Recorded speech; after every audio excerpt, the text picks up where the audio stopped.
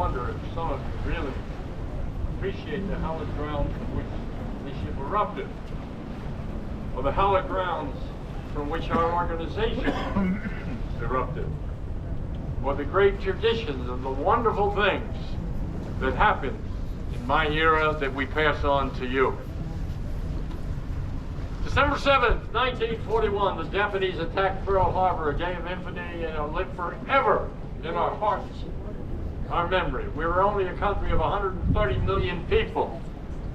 Within weeks, we put 16 million men in uniform out of a country of 130 million, that's 12.5% of our population. Never done before, may never happen again. And we were called the greatest generation for more than one reason, not the least of which were the women. When we took 12.5% of our population away, the women stood in and did the work of the men. They built the trains, they built the tanks, they built the jeeps, they made the uniforms, and they welded these ships together. And from that grew World War II. Now the Merchant Marine has been a part of the American cycle of history since the Revolutionary War. But in times of peace, we are a civilian organization. In 1938, the then President Franklin Delano Roosevelt signed something called the Merchant Marine Act.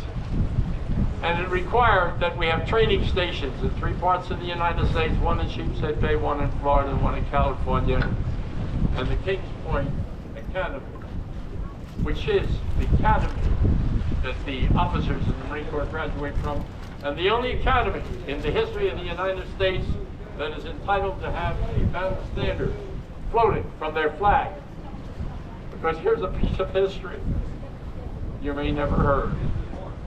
When you graduate from this academy, you're 6 months before you get your commission, and you go to sea. So in wartime, we sent these men to sea. We called them cadets, and when they came back, they got their commission. But 142 of them never came back. It is on this foundation that the Merchant Marine was born. In the Merchant Marine Act, we no longer were one of the passive ships. We put armament on our ships. And you heard the Reverend say today how many of us lost our lives right off to the coast of this United States. The German submarine, they called them the Wolfpack. 1936, Hitler started to take his dominant forces to work in Europe. And when our war started, because the Japanese declared war on us, 3 days later, he declared war on us, but they already had their submarines off the coast here. Our ships had no armament in the beginning. When you look at these gun tubs that you see here, that all came later. And we brought together a division of the Navy called the U.S. Armed Guard. And maybe so little is known of how this happened. When that war started, December 7th, 1941, I was 13 years of age. I grew up in the inner city, similar, not too dissimilar from Baltimore. I grew up in the inner city of Philadelphia. Parents never owned a home. My mother had a 6th grade education. My father at best an 8th grade education. My grandfather could neither read or write. He was a functional illiterate. But the story we bring you is not a story for pity. It's a story of understanding what this nation was. And when you hear us speak of our national anthem, oh say can you see by the dawn's early light, we gave our oath to that country. We gave our oath to that flag. We sucked up our hands and we swore to do what we were recruited to do. At 15, on a falsified birth certificate, I enlisted in the U.S. Navy. Unfortunately, they found out it was a forgery. And when I came home that particular night, the police were at my house to inform my parents that I was a truant, which didn't go over too big with my parents at that time. But at 16, I was already in the United States Merchant Marine because the Navy had rejected me. We had no idea what it was. We went to these training academies. Then let me tell you what happened in wartime. because they recruited 250,000 of us, some as young as 16. Think about it. Think of your children. Think of yourself. At 15, 16, 17 years of age, what do you know? You know nothing and profess to know everything. But we went to war because that's what our society did. And all the services that you see represented here today, all your histories, come from the foundation of respect, honor, and service to this country who gave us the opportunity to be the free people we are today. Now, this is not a speech about heroism. It's a story I recant to you. And how did we lose so many ships? This was the workhorse. This kind of ship was the workhorse. Great, great ship. Tough one to be on. Tough one to be manned. In the front you have a 3-inch 50 gun. In the back you have a 5-inch 38. And then you have 8 or 6 or 8. And they were the armament of the ship eventually. And the reason we lost so many ships, this ship at peak could do maybe 9 knots an hour. If you went in convoy, your convoy went at the slowest rate. We started in Reykjavik, Iceland. The convoys came down the East Coast, and because of the fragility of our nation, we didn't black out our cities. And so the German submarine pack was off the coast. And 5 miles out, they could raise their ships at night and see the silhouettes of our ships coming down. And they sunk our ships faster than we could build them, and we were building them rapidly. But remember, every ship that goes down has people on the ship.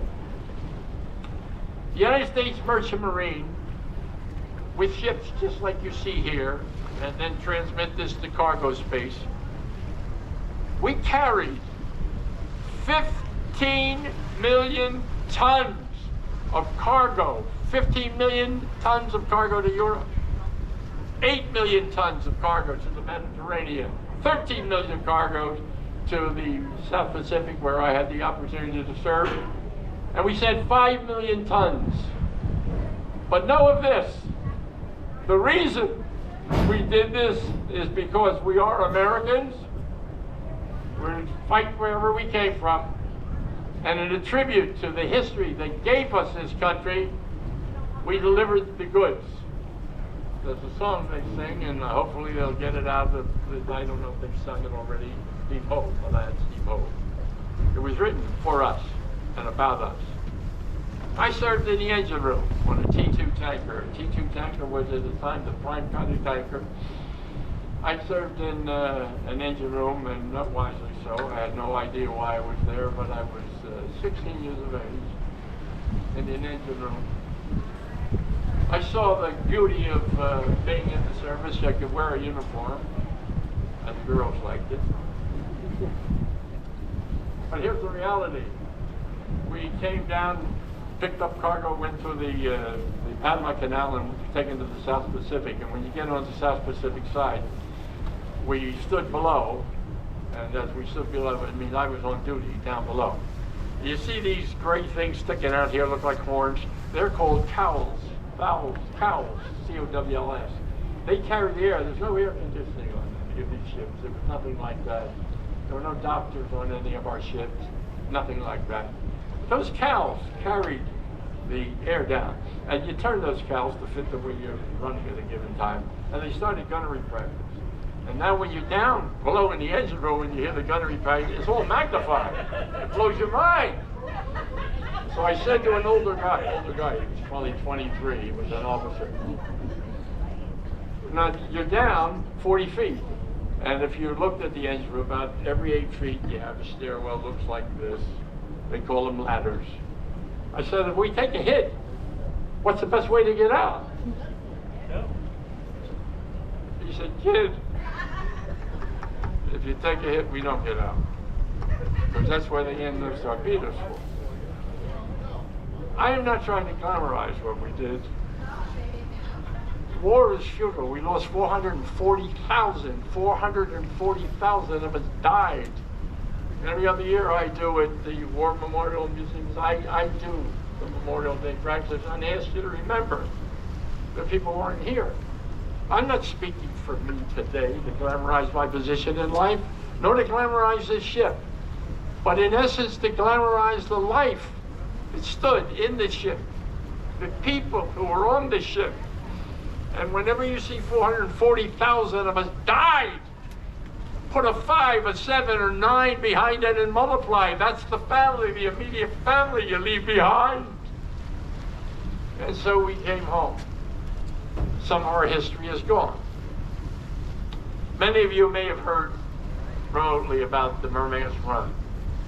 Let me just give you a synopsis of it. Russia was our ally, quasi then, quasi today, but they were our allies.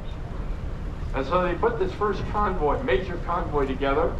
It left Reykjavik, Iceland. There were 35 merchant ships surrounded by 22 support ships. And it was going to the North Sea, then it was moving over to the Barents Sea. Yeah, one of the ships didn't make it, the engines failed, so 34 ships with men on board, surrounded by 24 armed ships. The Barents Sea, do your arithmetic, do your geography. The Barents Sea, at best, 45 degrees below zero temperature in the water. If your ship takes a hit, you can last 4 to 5 minutes in that water before you succumb. When this particular PQ-17 was about to enter the Barents Sea, and we had been at sea for